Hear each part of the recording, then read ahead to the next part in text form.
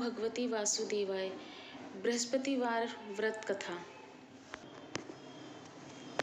प्राचीन समय की बात है। भारत में एक राजा राज्य करता था। वह बड़ा प्रतापी तथा दानी था। वह नित्य प्रति मंदिर में भगवान दर्शन करने जाता था। वह ब्राह्मण और गुरु की सेवा किया करता था। उसके द्वार से कोई भी याचक निराश होकर नहीं लौटता था। वह प्रत्येक गुरुवार को व्रत रखता एवं पूजन करता, हर दिन गरीबों की सहायता करता था। परंतु यह सब बातें उसकी रानी को अच्छी नहीं लगती थी। वह न व्रत करती थी, न किसी को एक भी पैसा दान में देती थी। वह राजा से भी ऐसा करने को मना किया करती थी। एक समय की बात है कि राजा शिकार खेलने वन को चले गए। घर पर रानी और दासी थी। उस समय गुरु बृहस्पति साधु का रूप धारण कर राजा के दरवाजे पर भिक्षा मांगने आए। साधु ने रानी से भिक्षा मांगी तो वह कहने लगी, हे साधु महाराज, मैं इस दान और पुण्य से तंग आ गई हूँ। इस कार्य के लिए तो मेरे पति देव ही बहुत हैं। अब आप ऐसी कृपा करें कि सारा धन नष्ट हो जाए तथा मैं आराम से रह सकूं। साधु रूपी बृहस्पति देव ने कहा, हे देवी, तुम बड़ी विचित्र हो। संतान और धन से कोई दुखी नहीं होता, इसको सभी चाहते हैं। पापी भी पुत्र और धन की इच्छा करता है। अगर तुम्हारे पास धन अधिक है तो भूखे मनुष्य को भोजन कराओ, प्याऊ लगवाओ, ब्राह्मणों को दान दो, धर्मशालाएं, कुआं, तालाब, बावड़ी, बाग, बगीचे आदि का निर्माण कराओ तथा निर्धनों की कुंवारी कन्याओं को विवाह कराओ। साथ ही यज्ञ आदि करो। इस प्रकार के कर्मों से आपका कुल का और आपका नाम परलोक में सार्थक होगा एवं तुम्हें स्वर्ग की प्राप्ति होगी। परंतु रानी साधु की इन बातों से खुश नहीं हुई। उसने कहा, हे साधु महाराज, मुझे ऐसे धन की आवश्यकता नहीं जिसको मैं अन्य लोगों को दान देती फिरूं तथा जिसको रखने और संभालने में ही मेरा सारा समय नष्ट हो जाए। साधु ने कहा, हे देवी, यदि तुम्हारी ऐसी इच्छा है तो मैं जैसा तुम्हें बताता हूँ तुम वैसा ही करना। बृहस्पतिवार के दिन घर आंगन को गोबर से लीपना, अपने केसों को पीली मिट्टी से धोना, केसों को धोते समय स्नान करना, राजा से कहना वह हजामत करवाए, भोजन में मांस मदिरे खाना, कपड़े धोबी के यहाँ धुलने देना। इस प्रकार 7 बृहस्पतिवार करने से तुम्हारा सारा धन नष्ट हो जाएगा। यह कहकर साधु महाराज रूपी बृहस्पति देव अंतर्ध्यान हो गए। रानी ने साधु के कहे अनुसार 7 बृहस्पतिवार तक वैसा ही करने का विचार किया। साधु के बताए अनुसार कार्य के करते हुए केवल 3 बृहस्पतिवार ही बीते थे कि उसकी समस्त धन संपत्ति नष्ट हो गई। भोजन के लिए दोनों समय परिवार तरसने लगा तथा सांसारिक भोगों से दुखी रहने लगा। तब राजा रानी से कहने लगा कि हे रानी, तुम यहाँ पर रहो, मैं दूसरे देश को जाता हूँ, क्योंकि यहाँ पर मुझे सभी मनुष्य जानते हैं, इसलिए मैं यहाँ पर कोई काम नहीं कर सकता। अब मैं प्रदेश जा रहा हूँ, वहाँ कोई काम धंधा करूँगा, शायद हमारे भाग्य बदल जाए। ऐसा कहकर राजा प्रदेश चला गया। वहाँ जंगल से लकड़ी काट कर लाता और शहर में बेचता। इस तरह जीवन व्यतीत करने लगा। इधर राजा के बिना रानी और दासी दुखी रहने लगी। किसी दिन भोजन मिलता और किसी दिन जल पीकर ही रह जाती। एक समय रानी और दासियों को 7 दिन बिना भोजन के व्यतीत करने पड़े। तो रानी ने अपनी दासी से कहा, हे दासी, यहाँ पास ही के नगर में मेरी बहन रहती है, वह बड़ी धनवान है, तो उसके पास जाओ और वहाँ से 5 सेर बेझर मांग कर ले आ, जिससे कुछ समय के लिए गुजारा हो जाएगा। दासी रानी की बहन के पास गई। रानी की बहन उस समय पूजा कर रही थी। बृहस्पतिवार का दिन था। दासी ने रानी की बहन से कहा, हे रानी, मुझे आपकी बहन ने भेजा है, मुझे 5 सेर बेझर दे दो। दासी ने यह बात अनेक बार कही, परंतु रानी की बहन ने कोई उत्तर नहीं दिया, क्योंकि वह उस समय बृहस्पतिवार की कथा सुन रही थी। जब दासी को रानी की बहन से कोई उत्तर नहीं मिला तो वह बहुत दुखी हुई। उसे क्रोध भी आया। वह लौटकर रानी से बोली, हे रानी, आपकी बहन तो बहुत घमंडी है, वह छोटे लोगों से बात भी नहीं करती। मैंने उससे कहा तो उसने कोई उत्तर नहीं दिया, मैं वापस चली आई। रानी बोली, हे दासी, इसमें उसका कोई दोष नहीं है। जब बुरे दिन आते हैं तब कोई सहारा नहीं देता। अच्छे बुरे का पता विपत्ति में ही लगता है। जो ईश्वर की इच्छा होगी वही होगा। यह सब हमारे भाग्य का दोष है। उधर रानी की बहन ने सोचा कि मेरी बहन की दासी आई थी, परंतु मैं उससे नहीं बोली, इससे वह बहुत दुखी हुई होगी। अतः कथा सुन और विष्णु भगवान का पूजन समाप्त कर अपनी बहन के घर गई और कहने लगी, हे बहन, मैं बृहस्पतिवार का व्रत कर रही थी, तुम्हारी दासी हमारे घर गई थी, परंतु जब तक कथा होती है तब तक हम लोग न उठते हैं न बोलते हैं, इसलिए मैं नहीं बोली। कहो दासी क्यों गई थी? रानी बोली, बहन, हमारे घर अनाज नहीं था। वैसे तुमसे कोई बात छिपी नहीं है, इसी कारण मैंने दासी को तुम्हारे 5 सेर बेझर लेने के लिए भेजा था। रानी की बहन बोली, बहन देखो, बृहस्पति भगवान सबकी मनोकामना पूर्ण करते हैं, देखो शायद तुम्हारे घर में ही अनाज रखा हो। यह सुनकर दासी घर के अंदर गई तो वहाँ उसे एक गड्ढा भेजर का भरा मिल गया। उसे बड़ी हैरानी हुई, क्योंकि उसने एक एक बर्तन देख लिया था। उसने बाहर आकर रानी को बताया। दासी अपनी बहन रानी से कहने लगी, हे रानी देखो, वैसे हमको अब अन्न नहीं मिलता, हम रोज ही व्रत करते हैं। अगर इनसे व्रत की विधि और कथ पूछ ली जाए तो हम भी कर लिया करेंगे। दासी के कहने पर रानी ने अपनी बहन से बृहस्पतिवार व्रत के बारे में पूछा तो उसकी बहन ने बताया, हे रानी बहन, बृहस्पतिवार को सूर्योदय से पूर्व उठकर स्नान करके बृहस्पतिवार का व्रत करना चाहिए, लेकिन उस दिन सिर नहीं धोना चाहिए। बृहस्पतिवार के व्रत में चने की दाल और मुनक्का से विष्णु भगवान का केले की वृक्ष की जड़ में पूजन करें तथा दीपक जलावें। उस दिन एक समय ही भोजन करें। भोजन पीले खाद्य पदार्थ का करें तथा कथा सुने। इस प्रकार करने से गुरु भगवान प्रसन्न होते हैं, अन्न पुत्र धन देते हैं। इस तरह व्रत और पूजन की विधि बताकर रानी की बहन अपने घर लौट गई। दासी और रानी दोनों ने निश्चय किया कि वे बृहस्पति देव भगवान का पूजन जरूर करेंगे। 7 दिन बाद जब बृहस्पतिवार आया तो उन्होंने व्रत रखा। गुड़साल में जाकर चना और गुड़ बिन लाई तथा उसकी दाल से केले के जड़ में विष्णु भगवान का पूजन किया। अब भोजन कहाँ से आए? दोनों बड़ी दुखी हुई, परंतु उन्होंने व्रत किया था, इसी कारण बृहस्पति देव भगवान प्रसन्न थे। एक साधारण व्यक्ति के रूप में 2 थालों में सुंदर पीला भोजन लेकर आए और दासी को देकर बोले, हे दासी, यह भोजन तुम्हारे और रानी के लिए है, तुम दोनों करना। दासी भोजन पाकर बड़ी प्रसन्न हुई और रानी बोली, रानी जी भोजन कर लो। रानी को भोजन आने के बारे में कुछ पता नहीं था, इसलिए वह दासी से बोली, जा तू ही भोजन कर, क्योंकि तू व्यर्थ में हमारी हंसी उड़ाती है। दासी बोली, एक व्यक्ति अभी भोजन दे गया है।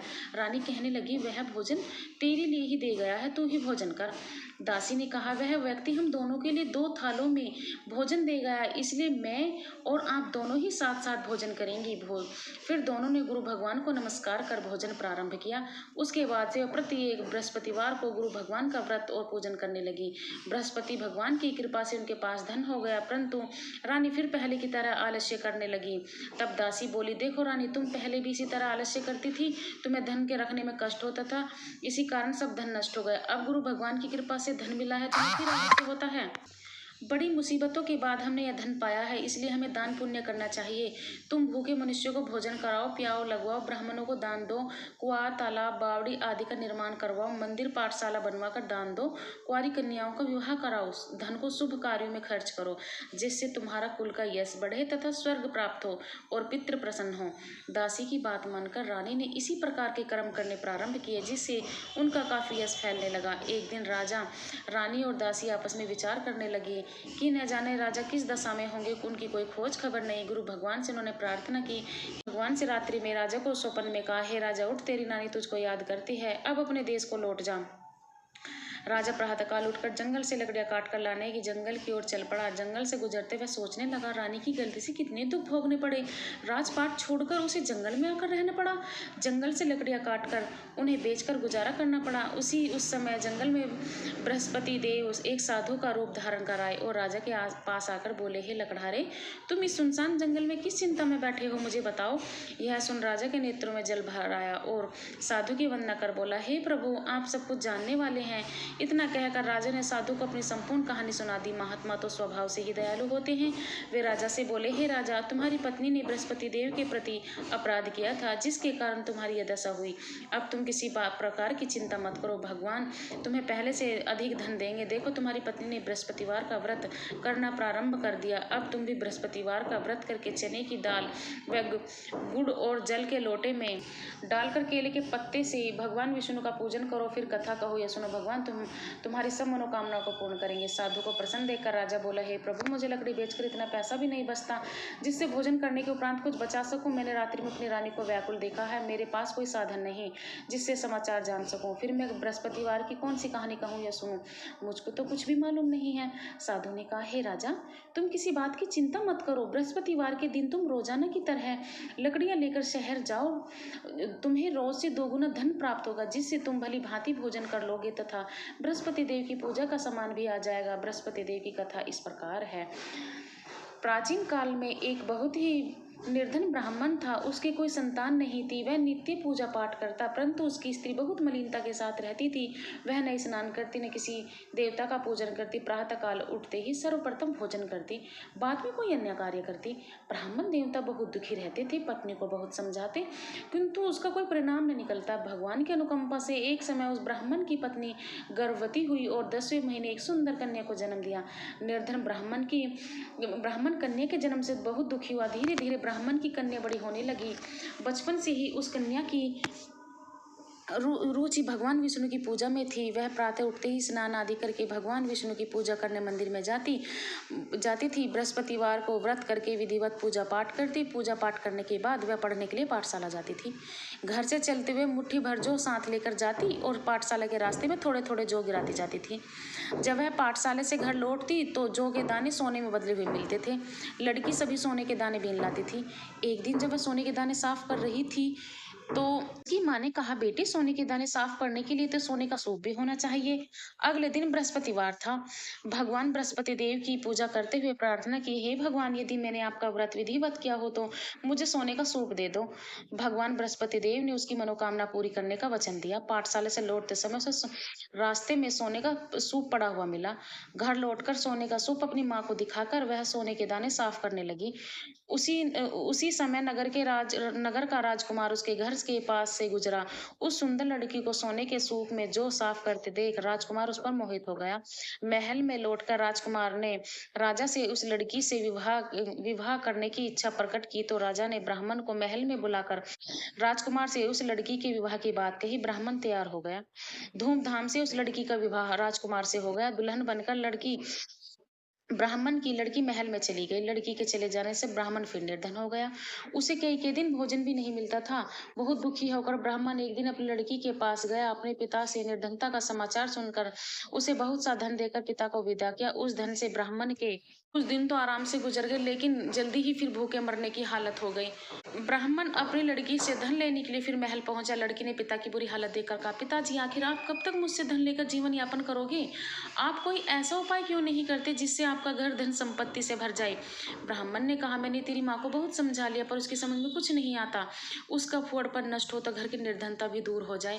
तब कुछ सोचकर लड़की ने पिता से कहा, पिताजी, आप कुछ दिनों के लिए माँ को मेरे पास छोड़ जाओ। कुछ सोचकर ब्राह्मण पत्नी को लड़की के पास महल में छोड़ आया। लड़की ने अपनी माँ से कहा, माँ, कल प्रातःकाल उठकर स्नान आदि करके भगवान बृहस्पति देव विष्णु जी की पूजा अवश्य करना। पूजा करने से तुम्हारी निर्धनता अवश्य दूर हो जाएगी। लेकिन उसकी माँ ने उसकी कोई बात नहीं मानी। तब क्रोधित होकर लड़की ने अपनी माँ को एक कक्ष में बंद कर दिया। सूर्योदय के समय माँ को उठाकर जबरदस्ती स्नान कराया और फिर मंदिर ले जाकर भगवान बृहस्पति देव की पूजा कराई। कुछ दिन तक ऐसा करने से माँ की बुद्धि में परिवर्तन हुआ और वह स्वयं बृहस्पतिवार का व्रत रखने लगी। उसके व्रत रखने से ब्राह्मण के घर में भगवान विष्णु की अनुकंपा से धन की वर्षा होने लगी। दोनों पति पत्नी धन संपत्ति पाकर आनंद पूर्वक जीवन यापन करते विष्णु धाम को चले गए। लकड़हारा बने राजा ने उन साधु से भगवान बृहस्पति देव की यह कथा सुनकर बृहस्पतिवार का व्रत करके भगवान विष्णु की पूजा की। उस दिन से उसके सभी कलेश दूर हो गए। लेकिन अगले बृहस्पतिवार को कामकाज में अधिक व्यस्त रहने के कारण उसने भगवान बृहस्पति देव जी का व्रत नहीं किया। भगवान बृहस्पति देव लकड़हारे पर क्रोधित हो गए और उसे भूल की सजा दी। उस दिन नगर के राजा ने नगर में घोषणा करके सबको सूचित किया, प्रत्येक नागरिक मेरे महल में भोजन करने आए। जो नहीं आएगा उसे अपराधी मानकर भारी दंड दिया जाएगा। लकड़हारा बने राजा ने नगर के राजा की घोषणा तो सुनी, लेकिन जंगल से लकड़ी काट कर लाने और उन्हें बेचने में देर हो जाने के कारण वह समय पर महल में भोजन करने नहीं जा सका। अतः राजा के सैनिक लकड़हारे को पकड़कर महल में ले गए। राजा ने उसे महल में एक कक्ष में बैठाकर भोजन कराया। उस कक्ष में एक खूंटी पर रानी का सोने का हार टंगा हुआ था। लकड़हारा अकेला उस कक्ष में भोजन कर रहा था। तभी उसने एक आश्चर्यजनक घटना घटती देखी। देखते ही देखते वह खूंटी हार को निगल गई। थोड़ी देर के बाद राजा ने हार को गायब देखा तो लकड़हारे को कारावास में डलवा दिया। लकड़हारा मन ही मन अपने भाग्य को कोसने लगा।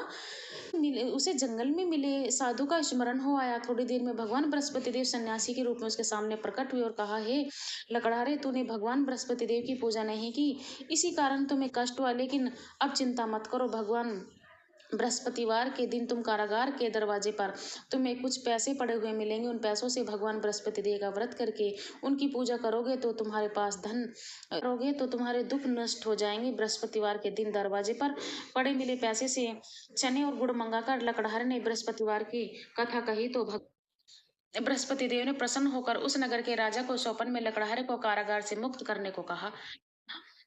सुबह राजा ने अपने कक्ष में आकर देखा तो खूंटी पर रानी का हार टंगा हुआ था।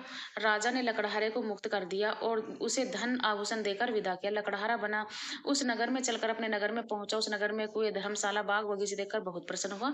राजा ने किसी से पूछा, ये सब कुएं, धर्मशालाएं किसने बनवाई है? सबने उसे बताया कि ये सब रानी और उसकी दासी ने बनवाए हैं। राजा महल में पहुंचा तो रानी ने उसका भव्य स्वागत किया। तब राजा ने निश्चय किया कि सप्ताह में एक बार तो सभी बृहस्पति देव की व्रत तथा पूजन करते हैं, परंतु मैं प्रतिदिन व्रत किया करूंगा तथा दिन में 3 बार कथा कहा करूंगा। अब राजा हर समय दुसाले में चने की दाल बांधे रहता था। दिन में 3 बार बृहस्पति देव की कथा कहता। कुछ दिनों के बाद राजा को अपनी बहन की याद आई। एक दिन घोड़े पर सवार होकर राजा अपनी बहन से मिलने चल दिया। अभी राजा नगर के बाहर ही पहुंचा था कि उसने कुछ लोगों को सब ले जाते हुए देखा। राजा को स्मरण हुआ कि आज उसने किसी को बृहस्पतिवार की व्रत कथा नहीं सुनाई। राजा ने उन लोगों को रोककर कहा, भाइयों, आप सबको ले जाने से पहले मुझसे बृहस्पतिवार की कथा सुन ले। लोगों ने राजा को पर क्रोधित होते हुए कहा, तुम पागल तो नहीं हो? लेकिन कुछ बड़े बूढ़े लोगों ने कहा, अच्छा भाई, साथ में चलते चलते तुम अपनी कथा भी सुना लो। राजा ने चलते हुए आधी कथा ही सुनाई थी कि सब हिलने लगा। राजा की पूरी कथा सुनाते ही सब उठकर बैठ गया। लोगों ने हैरानी में से दांतों तले उंगली दबाई और अगले बृहस्पतिवार से भगवान बृहस्पति देव का व्रत करने व कथा सुनने का निश्चय कर लिया। अब घोड़े पर सवार राजा चलते हुए एक किसान के पास पहुंचा। किसान अपने खेत में हल चला रहा था। राजा ने कहा, अरे भाई, मुझसे बृहस्पतिवार की कथा सुन लो। किसान झुंझुलाकर बोला, अरे भाई, देख नहीं रही, जितनी देर तक तुम्हारी कथा सुनूंगा उतनी देर में तो पूरे खेत में हल चला लूंगा। राजा निराश होकर चलने लगा। तभी किसान के बैल लड़खड़ाकर जमीन पर जा गिरे। किसान के पेट में भी जोरों का दर्द होने लगा। किसान की पत्नी जब खाना लेकर आई तो उसने किसान से इस बारे में पूछा। किसान ने घुड़सवार की पूरी कहानी सुनाई। किसान की पत्नी दौड़ती हुई राजा के पास पहुंचकर हाथ जोड़कर बोली, भैया, मैं तुम्हारी कथा सुनने को तैयार हूँ। राजा ने उसके साथ खेत पर पहुंचकर बृहस्पतिवार की कथा सुनाई। तभी बैल उठकर खड़े हो गए। किसान के पेट का भी दर्द तुरंत ठीक हो गया।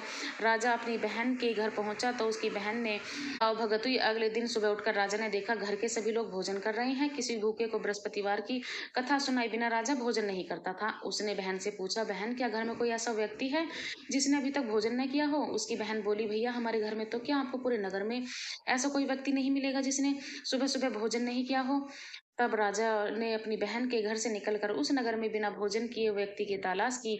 एक गडरी के घर में उसका बेटा बीमार होने के कारण भूखा रह गया था। राजा ने उसको जाकर बृहस्पतिवार की कथा सुनाई। कथा सुनते सुनते गडरे का बीमार बेटा बिल्कुल ठीक हो गया। सबने राजा की बहुत प्रशंसा की। एक दिन राजा ने अपनी बहन से कहा, बहन, हम अपने घर को जाना चाहते हैं, तुम भी हमारे साथ चलो, कुछ दिन वहां रहकर लौट आना। राजा की बहन ने अपनी सास से पूछा तो सास ने ताने देते हुए कहा, बहू, मायके जाना तो अकेली जाना, मेरे पोतों को नहीं ले जाना। तुम्हारे भाई की कोई संतान नहीं है। कहीं तुम्हारी भाभी मेरे पोतों पर कोई जादू टोना ना कर दे। दूसरे कक्ष में बहन की सास की बातें सुनकर राजा दुखी मन अकेला ही अपने नगर को लौट गया। रानी ने राजा से कहा, आप तो अपनी बहन को साथ लाने की बात कहकर गए थे, फिर बहन को साथ क्यों नहीं लाए? तब राजा ने दुखी होते हुए कहा, रानी, हम निसंतान है, इसलिए कोई हमारे घर आना पसंद नहीं करता। रानी ने राजा को समझा, हे प्राणनाथ, हमें बृहस्पति देव ने सब कुछ दिया है, अब भगवान बृहस्पति देव हमें संतान भी अवश्य देंगे। बृहस्पतिवार को विधिवत व्रत करते हुए राजा रानी ने भगवान बृहस्पति देव से संतान के लिए प्रार्थना की। उन दिनों के बाद उन्होंने स्वप्न में दर्शन देते हुए कहा, हे राजन, तेरी मनोकामना अवश्य पूरी होगी। 1 सप्ताह बाद ही रानी गर्भवती हो गई और 10वें महीने रानी ने एक सुंदर पुत्र को जन्म दिया। राजा रानी जीवन पर्यंत बृहस्पतिवार का व्रत करते रहे। उनके घर में धन की वर्षा होती रही। इस तरह आनंद पूर्वक जीवन यापन करते हुए राजा रानी भगवान बृहस्पति देव की अनुकंपा से मोक्ष को प्राप्त करके सीधे बैकुंठ धाम पहुंच गए। बृहस्पतिवार को विधिवत व्रत करके जो स्त्री पुरुष भगवान विष्णु की पूजा करते हैं, भगवान उनकी सभी मनोकामनाएं पूरी करते हैं। बोलो विष्णु भगवान की जय। श्री बृहस्पति देव भगवान की जय। ओम नमो भगवते वासुदेवाय।